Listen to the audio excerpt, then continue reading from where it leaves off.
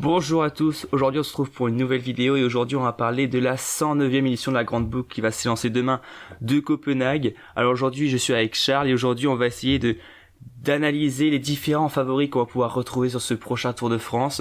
On va aussi exposer les différentes étapes qui selon nous semblent le plus propices aux attaques, mais la grande question qu'on va se poser lors de cette vidéo c'est quels sont les coureurs capables de battre Tadej Pogačar au classement général. Tadej Pogačar, double tenant du titre sur cette grande boucle. On va essayer de décrypter les différents favoris.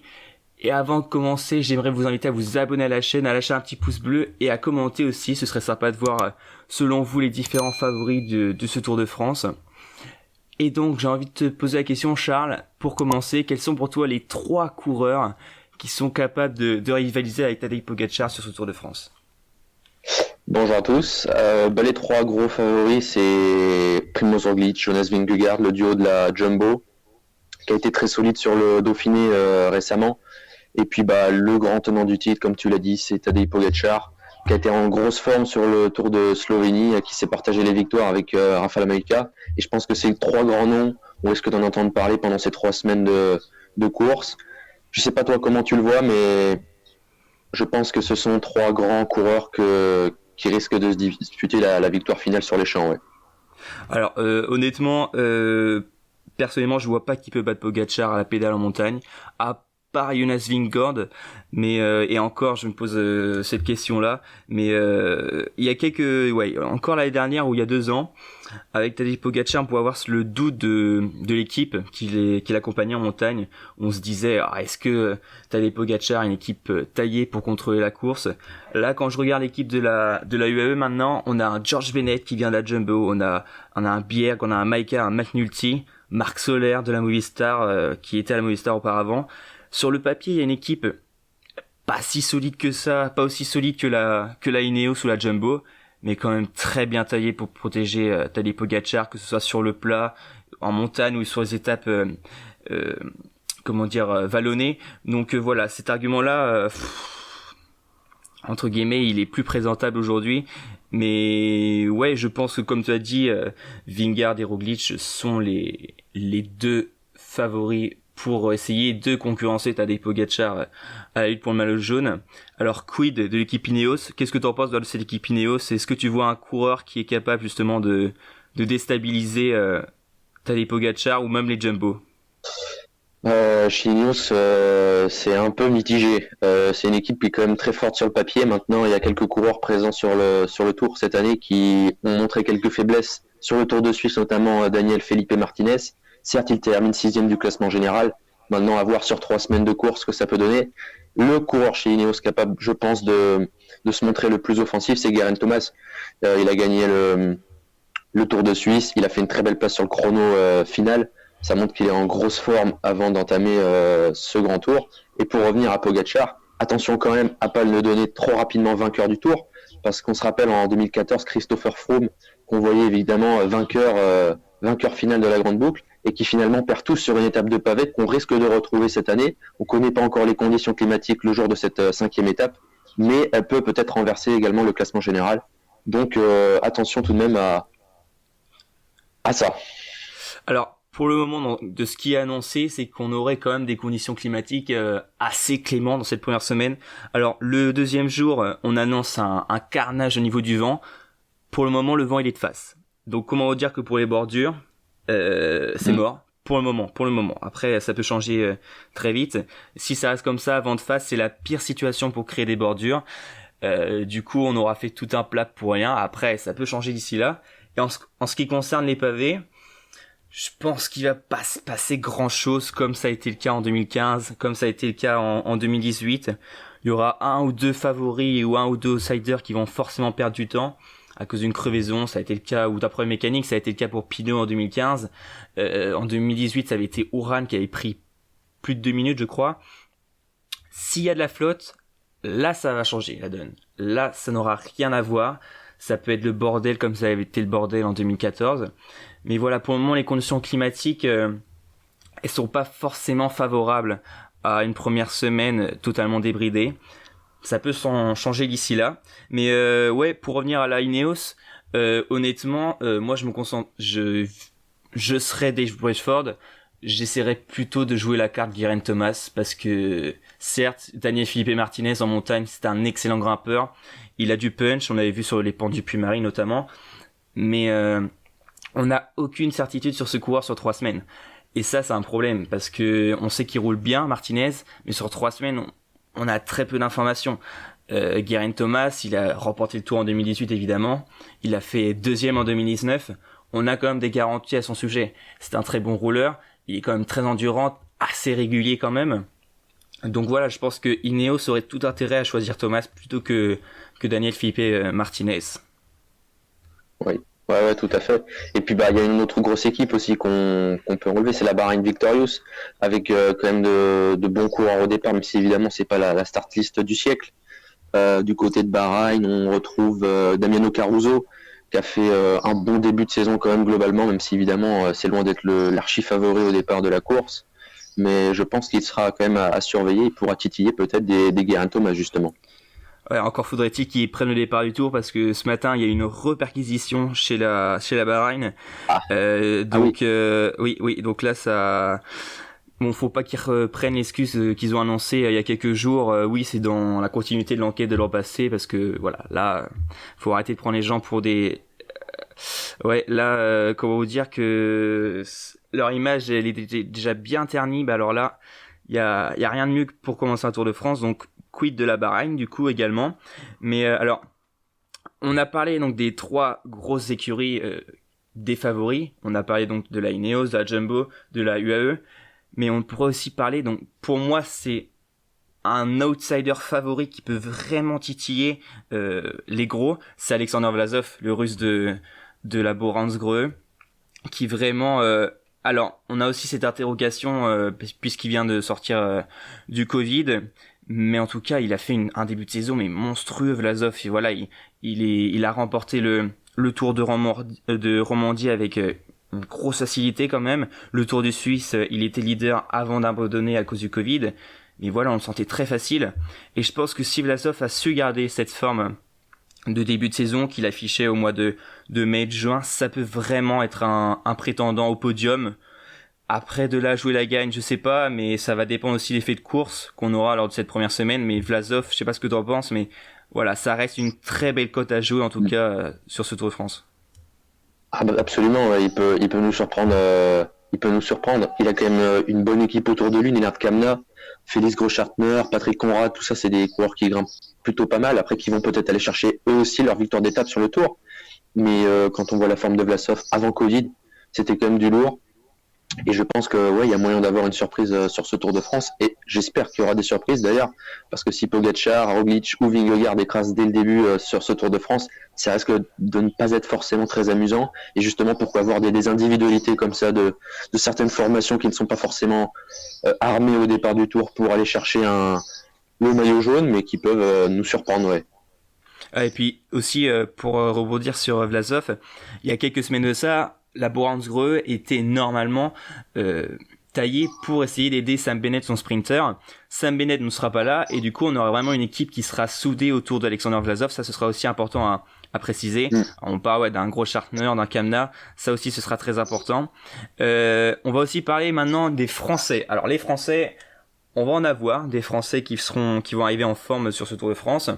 On parle de Pinot, de Gaudu, de Bardet, de Guillaume Martin qui va sortir du Giro. Là, on aura cette interrogation pour savoir s'il sera capable de faire la bascule, parce qu'on sait que c'est jamais évident de faire le doublé Giro Tour de France. Mais quelle est pour toi la meilleure chance française au général, je parle bien, sur ce Tour de France? Je pense que sans surprise, c'est Romain Bardet.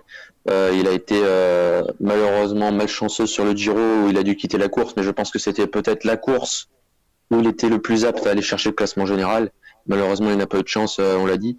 Mais oui, Romain Bardet, pour moi, cette année, est l'homme qui est le plus en capacité de le faire. Après, quelques incertitudes quand même sur David Gaudu. On a vu on a vu le discours de Marc Madiot avant le Tour de France qui disait qu'il allait construire son équipe autour de David Gaudu pour la stratégie d'aller jouer le classement général. Un petit peu surprenant parce qu'on a Thibaut Pinot qui est également qui a envie de se rassurer sur des victoires d'étape et David Gaudu pour le classement général. Ça semble quand même un petit peu juste quand on sait qu'il y a un chrono dans les 3 dernières étapes du Tour. ça paraît un petit peu osé, mais je pense que oui, Romain Bardet est la meilleure chance pour la victoire. Je ne sais pas ce que tu en penses. Alors moi, juste pour revenir à Marc Madiot, son discours hier, il m'a vraiment inquiété. Quand il a dit que Gaudu aura 2 anges gardiens en montagne, Storer et Pinot, je me suis dit mais qu'est-ce qu'il veut dire par ange gardien? Il veut dire qu'il accompagne tout le temps sur les étapes de montagne, qu'il protège presque à chaque col, ou alors c'est lors de certaines étapes où il va pouvoir être entouré de ces 2 coureurs-là, mais dans ce cas, on laisse pas forcément leur chance à Storer et Pinot. Et ça m'inquiète un peu parce que je pense que Pinot, il a quand même bien envie de jouer la gagne sur des étapes, le maillot à poids également. Mais s'il doit jouer en même temps l'équipier modèle pour Gaudu, bah voilà, il pourra pas faire les deux en même temps, Pinot. Donc on sait que c'est Thibaut Pinot, mais quand même faut pas en demander trop pour lui. Donc voilà, et puis Gaudu, c'est un excellent grimpeur honnêtement, mais on a explosé il y a quelques mois l'objectif podium. Il y a quelques mois encore, j'aurais pu y croire à cet objectif podium, on aurait pu espérer, mais là, faudra vraiment des faits de course favorables pour que Gaudu soit sur le podium. En montagne, à la pédale, il est quand même largement inférieur à un Pogačar, bien sûr, à un Vingegaard, à un Roglic, même à un O'Connor ou Vlasov. Donc voilà, déjà, ça fait 5 coureurs devant lui. Sans compter qu'il y en aura d'autres qui sont dangereux, à Mas également. Mais voilà, je pense que c'était un peu osé de garder Storer et Pinot en ange gardien de Gaudu. Mais ouais, comme tu l'as dit, je pense que Bardet est la meilleure chance française de ce tour. Beaucoup espèrent qu'il ait gardé la même forme que sur le Giro. On sait que c'est très spécifique d'avoir un pic de forme sur 3 semaines sur le Giro. Voilà, quand on va avoir ce pic de forme sur le Giro, c'est extrêmement compliqué, voire impossible de l'avoir sur le Tour. Donc même si on a abandonné plus tôt. Donc oui, Bardet, je pense que honnêtement, je peux le placer entre la 7e et la 10e place, mais au-dessus, ça me semble quand même très compliqué. Ouais, bah oui, c'est vrai que Romain Bardet top 10, c'est peut-être jouable. Maintenant, s'il craque, il peut rapidement perdre beaucoup de temps. Donc, ouais, ça va être compliqué. C'est vrai que oui, c'est vrai que c'est pas vraiment, enfin, ça s'est pas beaucoup vu, hein. Quelqu'un qui était fort sur le Giro et fort sur le Tour. Peut-être que Romain le sera, mais c'est vrai qu'on peut avoir des doutes quand même sur sa prestation ici. Malheureusement, on doit croire seulement à lui. Je vois mal un Thibaut Pinot aller faire une place au classement général ou encore un David Gaudu ou Guillaume Martin. Donc, on va dire que oui, c'est Romain Bardet, ouais. Tiens, en parlant de Guillaume Martin, du coup, on va pas se mentir, son Giro, il a été décevant. Tu penses qu'il va nous faire quoi, Guillaume Martin, sur ce Tour de France? Je pense qu'il va surtout jouer les gains d'étape. Lui et Brian Cocard joueront les étapes. Ce sont les 2 coureurs les plus haut niveau dans l'équipe Cofidis, si on regarde évidemment avant le Tour. Mais non, le classement général pour Guillaume Martin, je pense que ce sera quand même très compliqué. C'est un coureur qui se met beaucoup de pression aussi. Il a préparé le Giro durant beaucoup de semaines du côté de l'Etna pour préparer à tout prix cette étape. Il est passé à côté, il a pris un coup au moral. Et je pense que c'est un coureur qui se met beaucoup de pression. Donc, ouais, il jouera, je pense, les étapes. On le verra dans les échappées avec des Thibaut Pinot, des Pierre Latour ou autres coureurs. Alors, du coup, on a fait déjà un peu le tour déjà des favoris outsiders. Je vais te dire quelques noms et tu vas me dire quelques mots, ouais, brièvement sur leur placement que tu vas voir pour eux au classement général. Alors, l'Espagnol Enric Mas, où est-ce que tu le situes justement dans la lutte pour le classement général? Enric Mas, c'est un coureur assez régulier quand même si de temps en temps il se prend quelques claques. Je pense qu'on devrait le retrouver dans le top 5 du classement général final. Il a de très bonnes capacités au contre-la-montre. Il ne devrait pas trop perdre de temps dans ce genre de course. Et puis, bah, les arrivées en col, il les aime. Les courses accidentées également. Et puis, il a une équipe complètement taillée autour de lui aujourd'hui. On n'a pas une autre idée que le classement général chez Movistar. Et c'est une bonne chose pour une fois, puisqu'on a souvent eu l'habitude de voir plusieurs coureurs un peu comme la physionomie de l'équipe Jumbo, c'est-à-dire de leaders. Et ils ont souvent eu beaucoup de mal à gérer ça. Donc le fait d'avoir seulement Enric Mas pour le classement général, c'est sans doute un avantage pour lui. Et je pense que ouais, on devrait le retrouver dans la bagarre finale. Et pour moi, oui, dans le top 5 du classement général. Tu vois, Enric Mas, moi je mettrais vraiment pas si haut parce qu'il a fait un début de saison presque fantomatique, faut le dire. Moi j'aurais plus Enric Mas. Alors il a fait 9ème au classement général du Tour du Pays Basque et 4ème au classement général du Tour de Valence.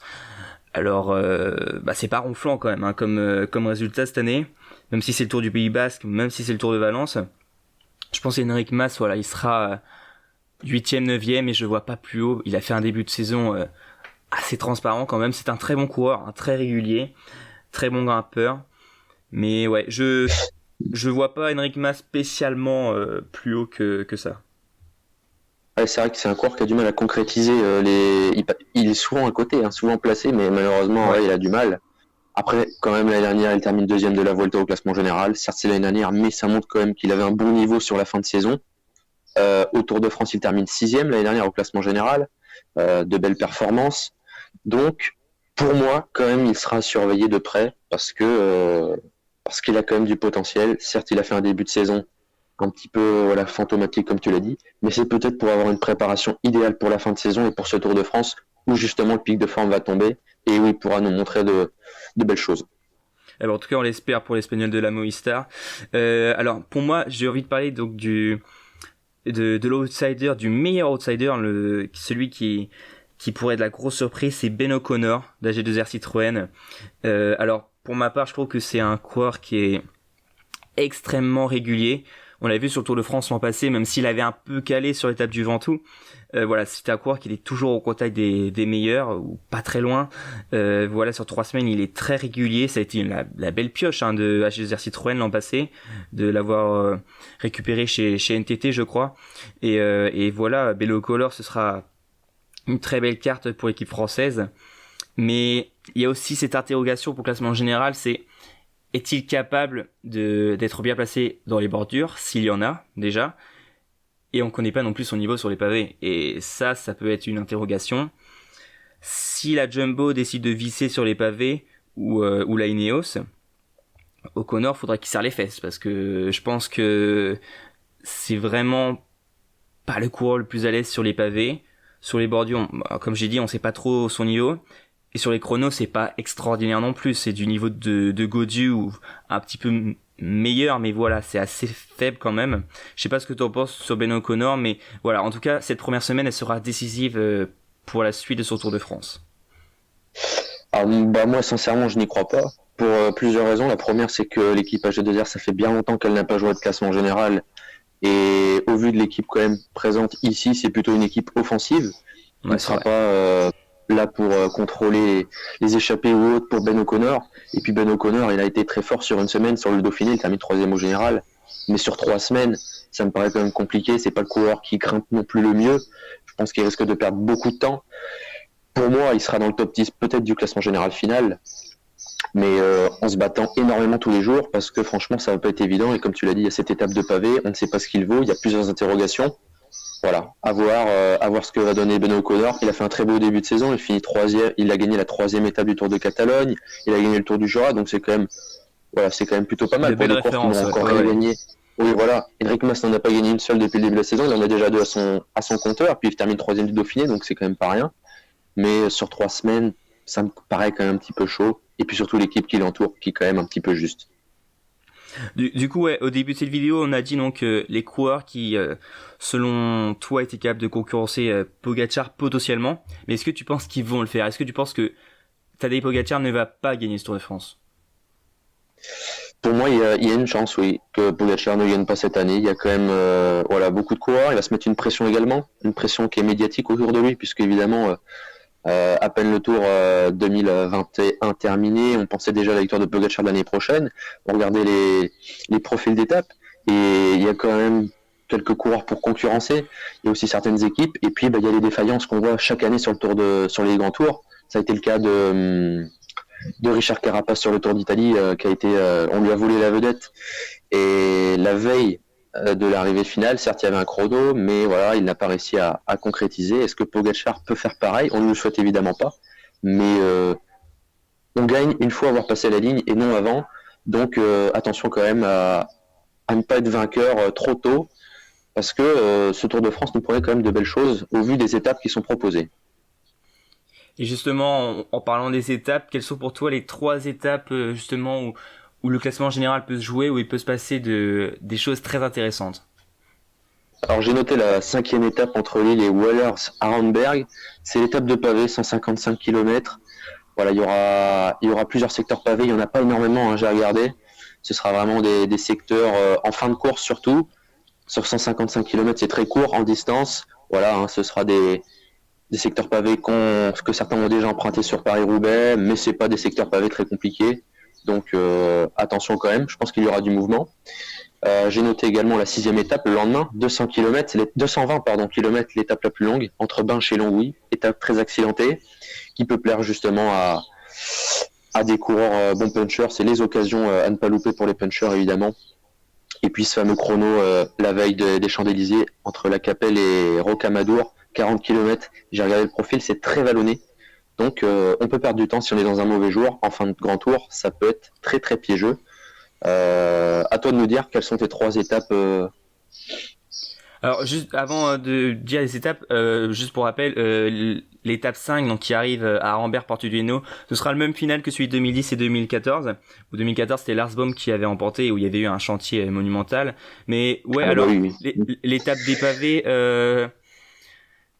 soit ça va être tout l'un, soit ça va être tout l'autre. Soit va y en avoir de partout, soit il ne va strictement rien se passer. Il y aura forcément des petites crevaisons, des chutes qui vont handicaper certains favoris. Voilà, 2018, il y avait eu donc Uran, comme j'avais dit tout à l'heure, mais il y avait eu l'abandon de Richie Porte également, donc il y avait eu quelques faits importants de course. Pour l'étape du lendemain, arrivant à Longwy, je pense que ce sera une échappée qui se jouera la gagne. 220 km, c'est très long à contrôler pour le peloton.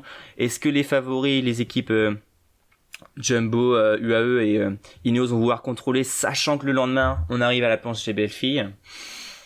Pas certain. Et puis par contre, oui, là où je suis tout à fait d'accord, c'est le chrono de Rocamadour. C'est une boucherie. Hein. C'est à 2 côtes extrêmement exigeante quand même, en tout cas pour un contre-la-montre. Surtout celle de l'arrivée, elle fait 1 km 500 à 8% de moyenne, quelque chose comme ça. Donc oui, faudra vraiment être dans la gestion au maximum sur ce contre-la-montre. Pour ma part, moi je vois plusieurs étapes pour pas avoir une sélection. La super planche des Bellefille, déjà, parce que même si on va avoir une course de côte, même si personne ne va attaquer avant le dernier kilomètre, dans le dernier kilomètre, il va forcément y avoir des écarts. Dans les pentes à plus de à 24%, si t'es pas bien, si t'es à fond, ça se voit tout de suite. Et tu peux prendre un tir et perdre 30 secondes en à peine une centaine de mètres. Donc voilà, la super planche des Bellefille, je pense que là on va avoir des dégâts. Moi j'avais aussi envie de parler du col du Granon. Alors, j'ai regardé en replay l'étape du col du Granon, c'était en 86, je crois, où Bernard Hinault avait cédé son maillot à Lehman. Mais la pente était monstrueuse. Faudra pas connaître un jour sans cette journée-là. Surtout que c'est une étape vraiment pour les purs grimpeurs, parce qu'il y aura le Galibier via le col du Télégraphe, où on passera à plus de 2600 mètres d'altitude, et le Granon qui sera à 2400. Donc voilà, les purs grimpeurs seront à l'aise, alors que voilà les coureurs qui géreront bien plutôt la montagne, je pense à des coureurs comme Mas, voilà, qui sont bons grimpeurs, mais après en haute altitude ils ont un peu du mal à passer le cap. Donc voilà, à voir aussi sur cette étape. Mais moi, l'étape pour moi à Rennes, alors je pense que beaucoup ne seront pas d'accord avec moi, c'est l'étape lourde au Takam, ou si tu veux foutre le bordel pas possible, t'as le terrain qu'il te faut. Tu vas avoir l'Aubisque qui a un col hors catégorie, voilà, 16 km à 7,5 de moyenne. Tu vas remonter vite fait sur le Soulor et tu vas plonger vers le Spandel. Spandel, le seul col inédit de ce Tour de France. Et c'est quand même 10 km à 8,5 de moyenne, sur des routes très étroites. Et après, voilà, on va arriver sur Hautacam. Et ce qui est bien aussi dans les Pyrénées, ce qui pour moi en fait le col... le massif montagneux le plus dur, c'est qu'il n'y a pas de vallée. Et c'est souvent un argument qui freine beaucoup d'offensives. Là, honnêtement, si un coureur d'Ineos ou Jumbo a les bonnes jambes pour essayer de mettre en difficulté Pogacar, voilà, à 2 jours du chrono, le terrain il sera propice en tout cas. Et Hautacam, c'est un col qu'on parle beaucoup, mais pour moi c'est un des plus durs de France, voire le plus dur de France. Il y a aucun moment de répit, il y a très peu de virages. Donc voilà, pour se relancer, c'est extrêmement délicat. Donc ouais, Otakam, c'est pour moi l'étape reine de ce Tour de France. Et il faudra pas connaître une journée sans sur cette étape parce qu'on risque de perdre très très gros. Je sais pas ce que t'en penses pour les 3 étapes que j'ai exposées, mais Ouais, je pense... Vas-y. Ah bah de toute façon, quand on regarde le Tour de France, déjà il y a que 5 étapes pour les sprinteurs, les 5 du début du début de tour, et puis l'étape aux Champs-Élysées. Après, ça ne fait que monter, descendre. Je t'ai entendu parler du col de Granon. C'est vrai que ça va être une sacrée arrivée au sommet. J'ai regardé les pentes moyennes de cette montée finale, déjà qui est hors catégorie. Et on sera sur du 9,1% sur 11 km 400, ce qui est quand même pas rien, avec des passages max à 11,2%. Et globalement, ça ne passe pas en dessous des 8% tout au long de ces 11 km. Donc ouais, je pense que ça va piquer les jambes. On aura déjà passé une première semaine assez usante, mine de rien, avec les étapes longues et accidentées. Je pense que ça risque de faire mal. Et puis, comme tu l'as dit, les Pyrénées, l'étape entre Lourdes et Otakam, où ça va taper. Il y a ce début de course où on peut imaginer une bagarre pour prendre l'échappée avant d'arriver dans le premier col, le col d'Aubisque. Et puis les points pour le maillot de meilleur sprinter aussi, qui seront un combat sur ce Tour de France. On a entendu Wout van Aert parler d'une ambition du maillot vert. Je pense qu'il y aura une certaine concurrence entre coureurs pour aller chercher ce maillot vert et qui chaque année nous promet du spectacle tout de même. Et ouais, et en parlant du maillot vert, quand je pense que Wout van Aert est l'ultra favori pour le maillot vert, surtout quand on voit tous les massifs montagneux. Voilà, Jacobsen, je pense qu'il va souffrir comme il a jamais souffert, je pense. Voilà, je pense à Philipsen aussi qui se défend pas trop mal, je veux dire par rapport à certains sprinters en montagne, mais voilà, il va aussi énormément souffrir. Donc Wout van Aert, ce genre d'étape-là ne va pas lui poser trop de soucis, et je pense que c'est pour ça aussi qu'on en fait le grand favori pour le maillot vert.